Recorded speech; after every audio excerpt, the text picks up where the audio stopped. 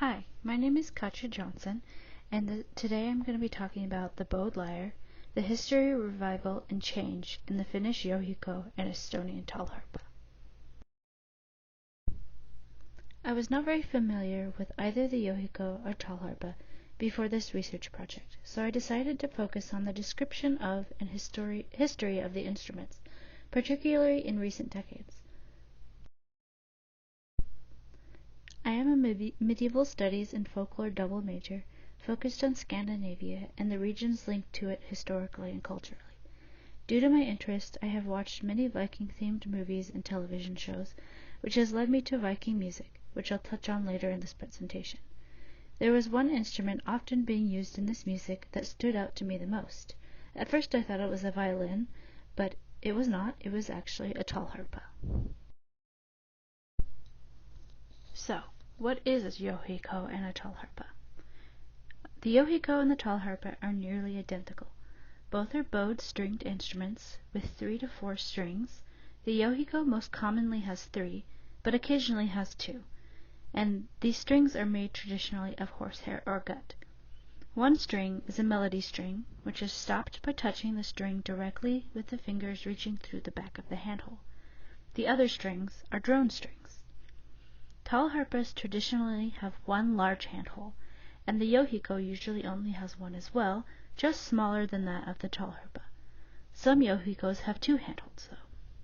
They are both held in the same manner, at an angle with the bottom resting against the inner thigh and the left hand holding the upper end. At the outset of this project, I joined a Facebook group for bowed lyre enthusiasts and makers. Rauno Nieminen, who is considered the modern-day expert on the bowed lyre, is a member of this group, and I was able to ask him about the instruments. The photos on this slide are of Jouhikkos and Talharpas Nieminen has made to sell. They are constructed in a traditional style, modeled off those preserved in museums. He told me that the only thing that is the same about the instruments today is that every single one of them is different. So while there are definitely requirements that need to be met, the finer details such as materials, size, and shape will be different. This is because each instrument is crafted individually by the musician himself or by small-scale makers. There is no large-scale manufacture of these instruments.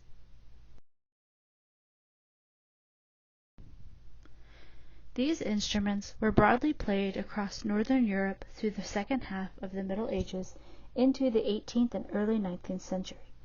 Otto Andersson, a Finnish musicologist, encountered it first in the areas of Swedish settlement on the coastline and islands of Estonia in 1903. It was hitherto unknown in Europe. He then found its parallels in both Finland and Scandinavia. By this time, they were really only being played in Swedish Estonia and eastern Finland. Both areas had been under Swedish rule for centuries and had been settled by Swedes beginning in the 13th century. But by the 1920s, most folklorist and collector interest had died down, and there were not very many Jouhikko or Talharpa players remaining. A few folklorists persisted, recording music pieces and stories about the instruments for posterity. The mid-1970s brought Swedish scholar Stefan Bergholt to the Jouhikko and Talharpa scene, laying the groundwork for later work. But the revival still didn't take off until the 1980s, with experts such as Rauno Nieminen taking interest. Rauno told me during a Facebook exchange that he learned to play the Jouhikko from the last surviving direct descendant of the Jouhikko tradition in the mid-1980s, and thereafter collaborated with Bergholt on revival efforts. Nieminen has been extremely influential in the revival of the instruments, as he built the Talharpa, which helped gain these instruments international attention. Since the 1980s, the fading traditions of the Jouhikko and Talharpa have come a long way. Now, the instruments can be studied at music schools in both Finland and Estonia, even classes in building them. The Estonian Traditional Music Center in Tallinn hosts an annual Talharpa event called Talharpa Winter Nights for players to meet, play together, and to teach and learn from each other.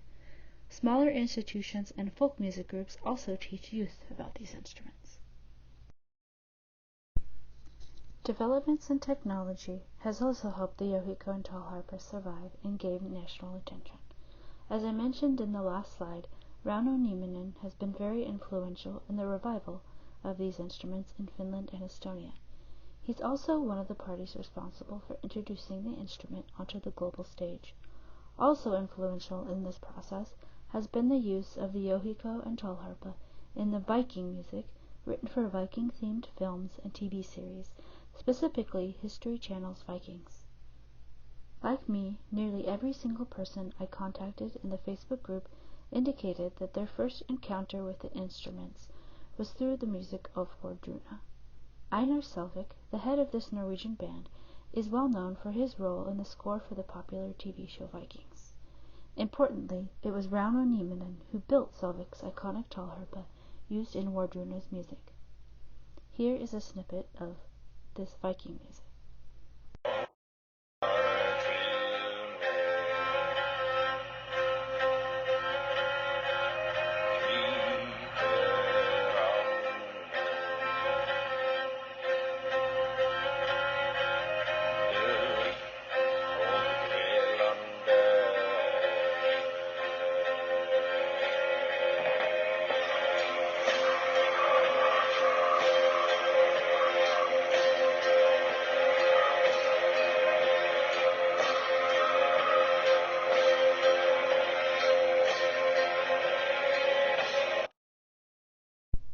This new Viking music reached many people all over the world who then decided they wanted their own Jouhikko or Talharpa.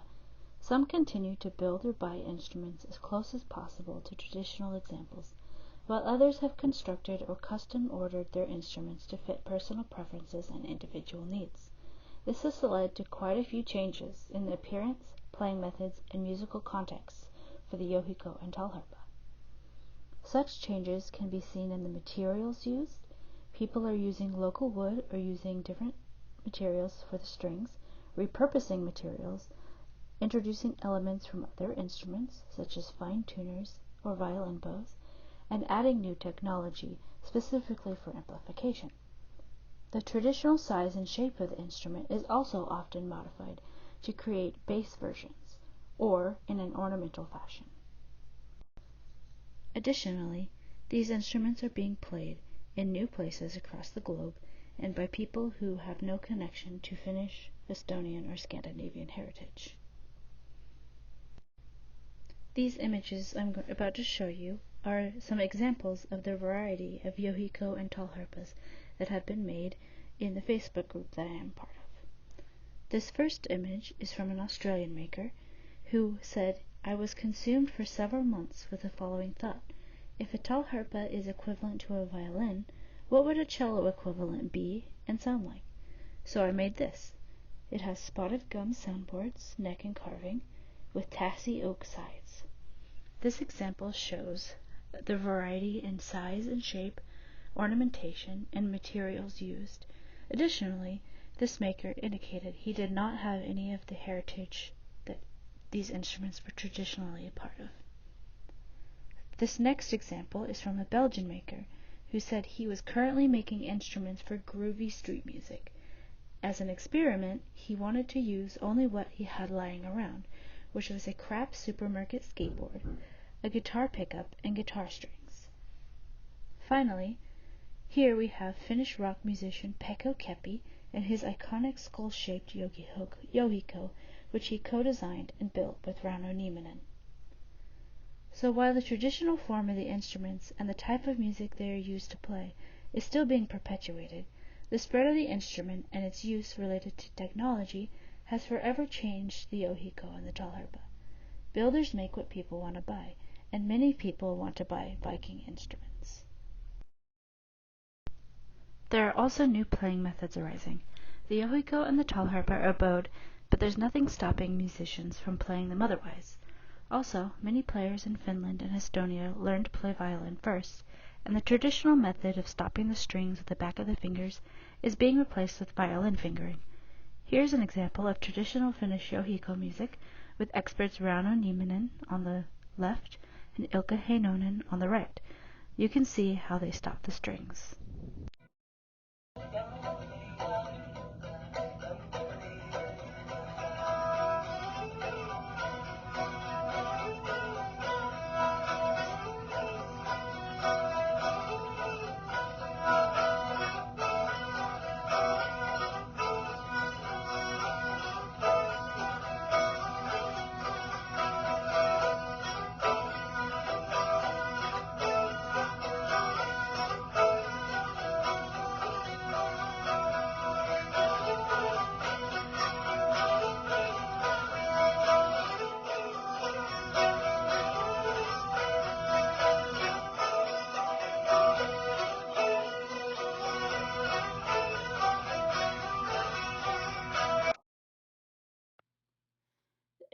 instruments are also being used in new combinations and in new genres of music.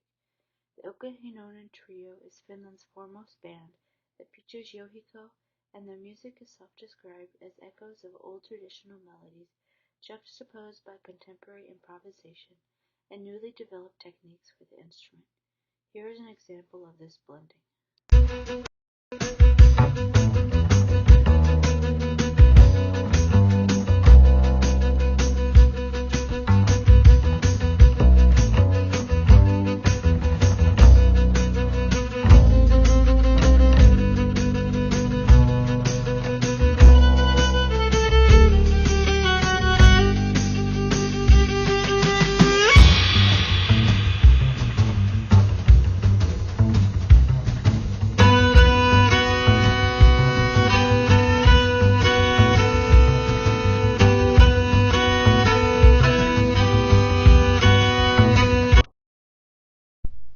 When I started this project, it was out of general interest in the instrument, not necessarily for anything specific going forward.